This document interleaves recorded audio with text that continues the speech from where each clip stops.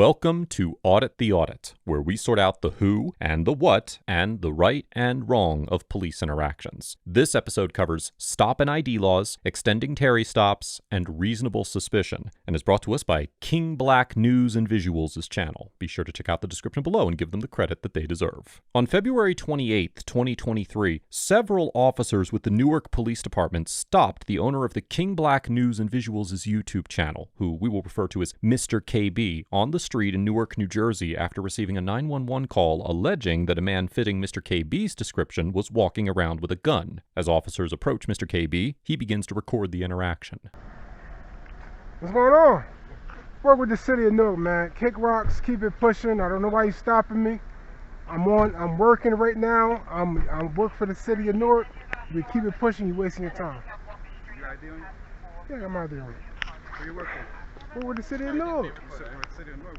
Yeah, what you mean what it mean? I'm under official duties working. You stopping me, you don't have reasonable suspicion of a crime. Make sure you put your body cameras on. Alright, making sure. Yeah, you don't have no reasonable suspicion of a crime to stop me. And I just told you I was working. And my ID in my ID in the truck. You can't stop me just for having this stuff on, man. Seriously. Absolutely not. I'm telling you, man, y'all playing with the wrong one. Huh? Now I'm looking for something. That's why y'all stopped me from doing what I gotta do. I'm looking for something. I'm looking for my guardian angel. Like, man, I had dropped it out here. But y'all stopped me like I'm a terrorist, bro. That's what I'm saying. I don't appreciate that, man. Am I free to leave? Yes or no, sir? Mr. Cardio, what's your badge number? Alright, what's your reason for stopping me, sir? I ain't, no, don't talk to me that way. You disrespecting me. Don't tell me to be quiet. Because we stopped you, now we have to do a FI. We have to do a stop report. I already identified myself by telling you that I work for the sanitation. What's your name? I'm not required by state law How is that identified? or New Jersey statute or United States Constitution to give you my name. I already told you that I work for the city, and I already told you I work for sanitation. That's enough. The officers inform Mr. KB that he needs to identify himself, but Mr. KB claims that he's not required to identify himself under state or federal law. Although it is well established that an officer may ask a suspect to identify himself during a Terry stop, individuals do not have a legal obligation to do so unless state law requires it. Now, because New Jersey is not a stop and ID state, New Jersey police officers typically do not have the authority to demand that an individual identify themselves outside of a traffic stop unless they're making an arrest or issuing a summons. As such, courts have generally concluded that refusing to identify when there is no legal obligation to do so does not constitute obstruction under New Jersey law. Section 2C 29-1 of the New Jersey Revised Statutes, which codifies the obstruction statute, states that, quote, "A person commits an offense if he purposely obstructs, impairs, or perverts the administration of law or other governmental function, or prevents or attempts to prevent a public servant from lawfully performing an official function by means of flight, intimidation, force, violence, or physical interference or obstacle, or by means of any independently unlawful act." In the 1985 case of State versus Pearlstein, the Superior Court of New Jersey Appellate Division held that the statute, quote, "is limited to situations where there is violent or physical interference, or where other acts occur which are unlawful independently of the purpose to obstruct government." Based in part on this decision, the same court concluded in the 2005 case of State versus Camillo that the failure to identify alone is insufficient for obstruction, and that an individual's refusal to provide his name, date of birth, and social security number to a state trooper who needed the information to prepare an incident report did not constitute obstruction, noting that obstruction must be carried out, quote, "by means of flight, intimidation, force, violence, or physical interference or obstacle, or by means of any independently unlawful act." Based on this precedent, it is unlikely that a court would determine that Mr. KB committed obstruction by refusing to identify himself. Yeah, let me call my supervisor, and you can call your supervisor. Because you about to escalate, we're not about to do this. Escalate what? You're being recorded. You're being recorded. We're trying to send you on your way. Yeah, I already asked to be sent on my way, and you sitting here telling me that I'm being detained. You put me through an unlawful detention. I don't care about none of that stuff you're talking about. I'm still sitting here. You still never tell me if I'm not free to leave. You're not. Well, you're not getting an ID. So what are you talking about? Then you know what? None of you guys intimidate me. I'm just letting you know. I'm very calm, very cordial. I'm asking you again. Am I free to leave? Yes or no? All right. What crime am I being investigated for? We got a call, right, for a male fitting your exact description, wearing a book bag, wearing a walkie-talkie with a tactical. That's fine. That's fine. Okay. Then they said that they believed that you had a weapon. We did not approach you. We didn't come at you crazy.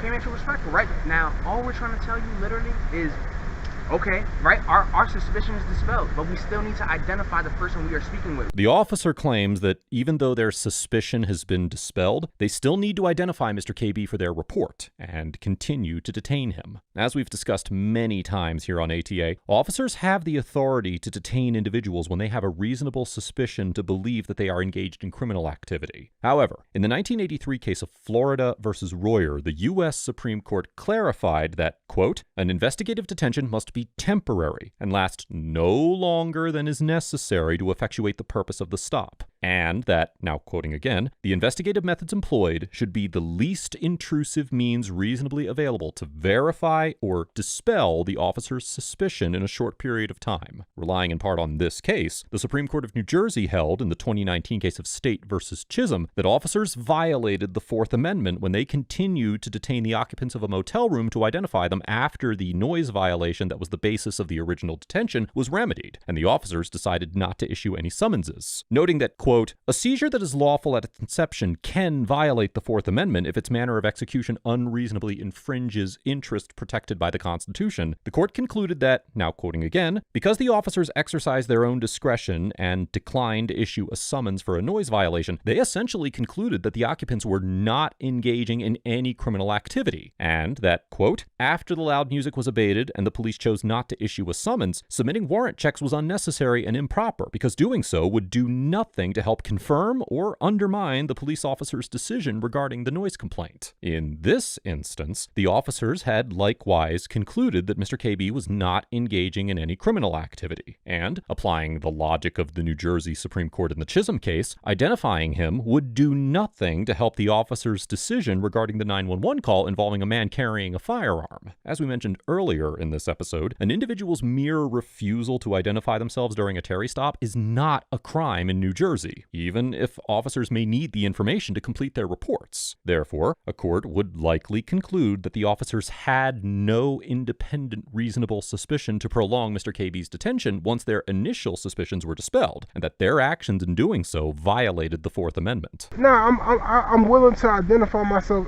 if I had committed a crime. That's what I'm saying. So now, So under no circumstances, I'm not giving you my ID. I can do. Had to have committed a crime in order for us to identify. Nah, you don't know what you're talking about. Because You got it. Go. You need to read the. We got a call with somebody matching. Man, you about to get in a lot. You about to get in a lot of trouble if you believe that. You know, police about to have more lawsuits and more federal. Y'all about to be under a federal investigation. If you really believe that you can stop people without having an articulable suspicion of a crime, reasonable articulable suspicion of a crime.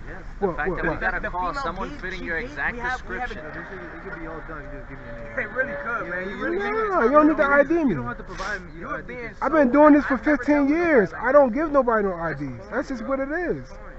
It could be corny, man, but I know my rights. You're just making it hard for no Say what you want to say, bro. I ain't got to give you no ID. That's it.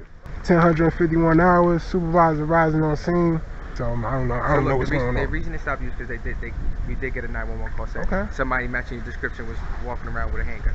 Even still, once you stop me and you I got you. investigate, you see that, you know what I mean, I ain't got no gun. So I mean, exactly.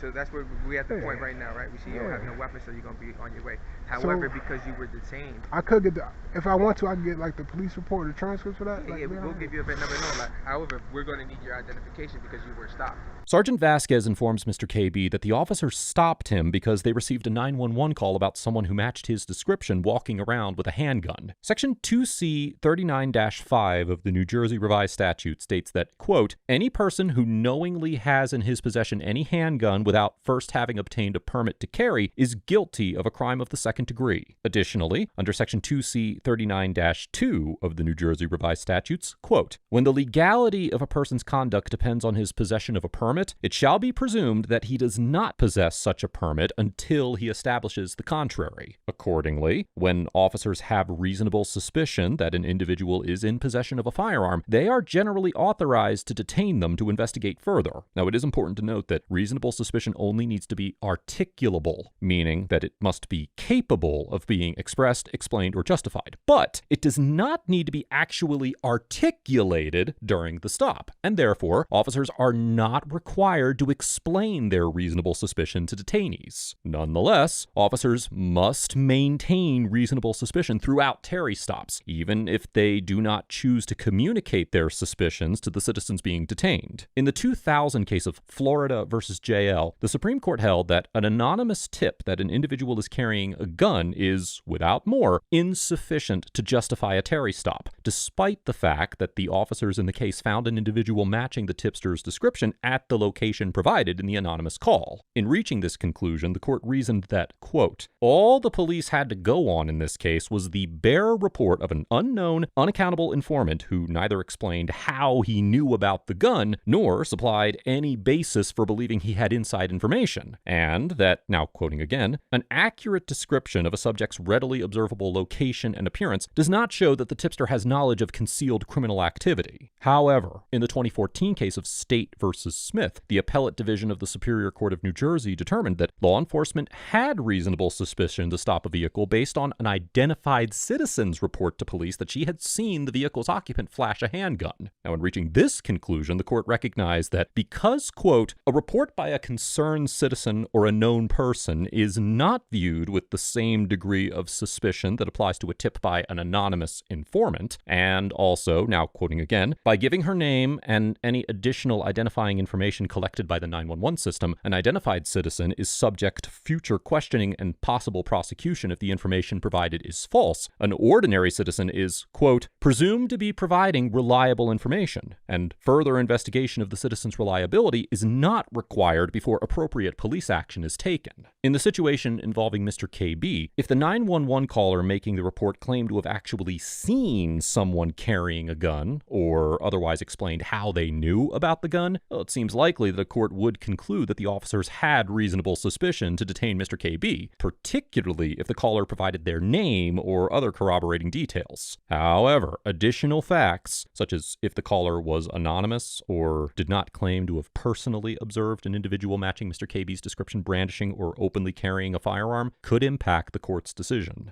Oh, no, you're not getting ID. My supervisor's coming right now. You're not getting my ID because I didn't commit a crime.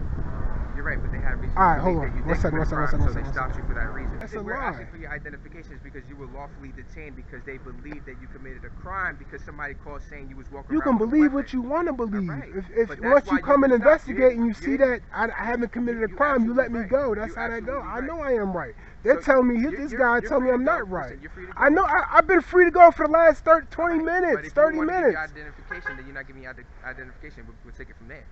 All right, so no stop, all right? Hey, there is no stop. You know that from the jump. I'm not giving nobody no hard time, bro. Nah, we ain't found that. I told you we were just trying to follow protocol, man. That's it. I'm gonna tell my supervisor he ain't gotta come. Sergeant Vasquez said I'm free to leave, so you don't have to come here, but I'm about to walk up Grafton, meet Ellison, do the boxes.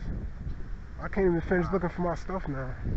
After continuing to detain him for several minutes, the officers eventually told Mr. KB that he was free to leave, and he walked away without further incident. Mr. KB was not charged with any crime or issued a citation, and it's unknown whether he intends to file a complaint or pursue legal action against the officers for their actions during the interaction. Overall, the Newark officers get a C, because although they maintained mostly professional demeanors and did not use physical force or arrest Mr. KB, they extended his detention after their initial suspicions had been dispelled without reasonable suspicion of an additional crime, and repeatedly ordered that he identify himself when he was not legally obligated to do so.